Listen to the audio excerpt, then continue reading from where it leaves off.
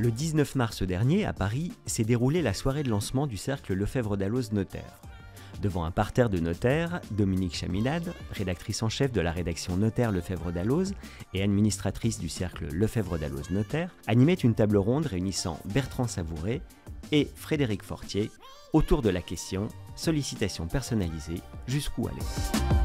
Mais c'est quoi, au juste, la sollicitation personnalisée?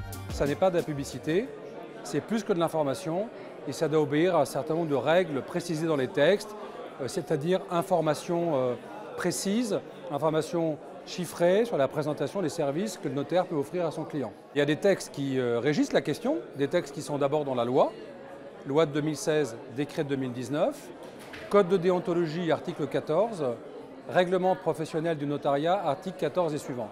Tous ces textes-là précisent exactement les limites de la sollicitation personnalisée. La frontière est-elle toujours aussi claire? Ce soir, ce qu'on a vu, c'est qu'il y a une multitude d'exemples de communication et donc de ces sollicitations personnalisées où, effectivement, il y a une zone grise. Finalement, n'est-ce pas juste une question de bon sens? Alors je pense que vous avez raison, le bon sens est fondamental. Pourquoi il est fondamental? On a forcément une zone un peu grise.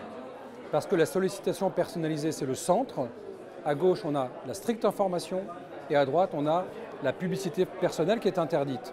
Forcément, les limites sont parfois un peu floues.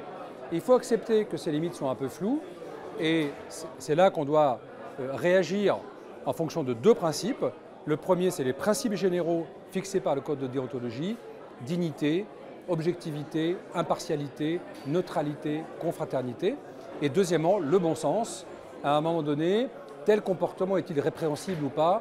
Est-ce que c'est utile pour le client? Est-ce que c'est utile pour le notariat?